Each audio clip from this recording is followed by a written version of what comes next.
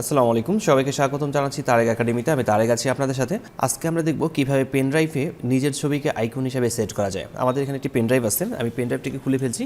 Pen ড্রাইভটা খুলে ফেলে এখান থেকে পেন ড্রাইভটি চলে যাবে। আবার যদি আমি পেন ড্রাইভটাকে ইনসার্ট করি তাহলে পেন ড্রাইভটি এখানে আসবে এবং এই জায়গায় পেন ড্রাইভে কোনো ছবি আমাদের এখানে এখন শো করছে না। আমরা যদি এখানে ছবি ইনসার্ট করতে চাই তাহলে কীভাবে আমরা একটি ছবি ইনসার্ট করতে পারি। তো আমি প্রথমে ডেস্কটপে একটা নতুন ফোল্ডার তৈরি করে নিচ্ছি। আমি একটা নতুন ফোল্ডার তৈরি করে নেব এবং এই ফোল্ডারটিকে আমি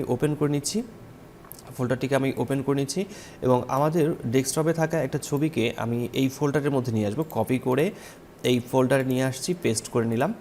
আর এই ছবিটিকে আমরা কিন্তু ডেস্কটপে একটা ফোল্ডার তৈরি করেছি, ফোল্ডারের নাম হচ্ছে নিউ ফোল্ডার টু নামে আমরা একটা ফোল্ডার তৈরি করেছি। এই ছবিটির উপরে রাইট বাটন ক্লিক করব। যেহেতু আমরা এই ছবিটিকে পেন ড্রাইভে আইকন হিসেবে সেট করতে চাই, সেই ক্ষেত্রে আমরা এই ছবিটিকে রাইট বাটন ক্লিক করছি। রাইট বাটন ক্লিক করার পর আমরা এখান থেকে আসছি ওপেন উইথ আমরা পেইন্টে ক্লিক করব। ওপেন উইথ পেইন্ট এখানে ক্লিক করে নিচ্ছি। এবার ছবিটিকে একটু ছোট করে নিচ্ছি, আমি ছবিটিকে একটু ছোট করে নেব।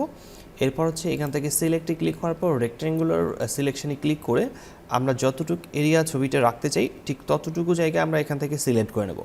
আমি ঠিক এতটুকু জায়গা দেখাতে চাচ্ছি, শো করাতে চাই, সেই ক্ষেত্রে আমি এতটুকু জায়গা সিলেক্ট করে নিলাম। এরপর ক্রপ লেখাতে ক্লিক করলাম। এরপর ফাইলে ক্লিক করে সেভ অ্যাস লেখাতে ক্লিক করব। সেভ অ্যাস লেখাতে ক্লিক করে ডেস্কটপে আমাদের একটি ফোল্ডার আছে, সেই ফোল্ডারটার নাম হচ্ছে নিউ ফোল্ডার 2। আমরা সেখানে ফাইলের নাম রাখছি 1।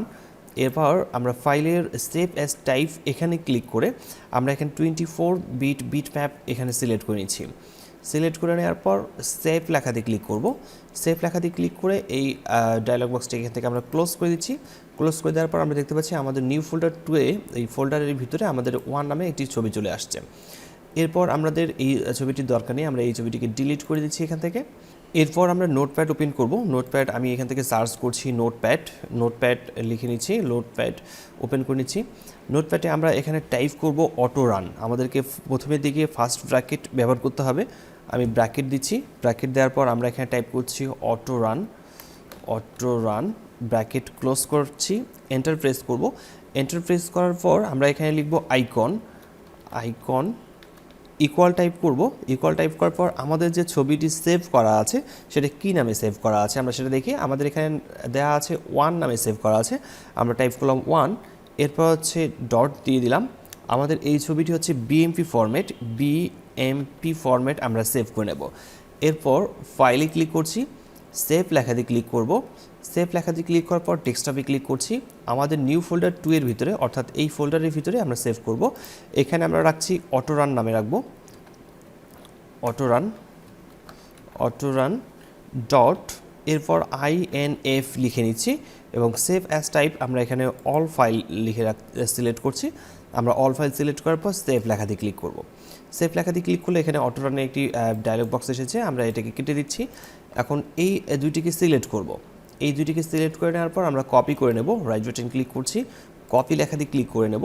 আমি এই ডায়লগ বক্সটা পুরোটি কেটে দিচ্ছি। এরপর দিস পিসি ওপেন করব। দিস পিসি ওপেন করার পর আমাদের যে পেন ড্রাইভটি রয়েছে সেই পেন ড্রাইভটাতে ডাবল ক্লিক করে ওপেন করব এবং ওই ফাইলটিকে পেস্ট করে নেব। এখানে পেস্ট করে নেওয়ার পর রাইট বাটন ক্লিক করে আমরা একবার রিফ্রেশ করে নেব। রিফ্রেশ করে নেওয়ার পর আমি ব্যাগে আসছি। ব্যাগে আসার পর এখন পর্যন্ত দেখতে পাচ্ছি যে এখানে কোনো আইকন চলে আসেনি। এখন যদি আমি পিসি থেকে আমার পেনড্রাইভটিকে রিমুভ করে নিই তাহলে পেনড্রাইভটা চলে যাচ্ছে। আবার যদি আমি পিসিতে পেনড্রাইভটাকে ইনসার্ট করি তাহলে আমরা দেখতে পারবো আমাদের পেনড্রাইভে আমাদের ছবিটি আইকন হিসেবে সেট হয়ে গেছে। তো ঠিক এভাবে আমরা যে কোনো পেনড্রাইভে নিজের ছবিকে অথবা যে কোনো ছবিকে আইকন হিসেবে সেট করতে পারি। আশা করি বিষয়টি বুঝতে পেরেছেন। আজকে টিউটোরিয়ালটি এখানে শেষ করছি, দেখা হচ্ছে পরবর্তীতে নতুন কোনো টিউটোরিয়ালে। ততক্ষণ পর্যন্ত ভালো থাকবেন, সুস্থ থাকবেন। ধন্যবাদ সবাইকে, আল্লাহ হাফেজ।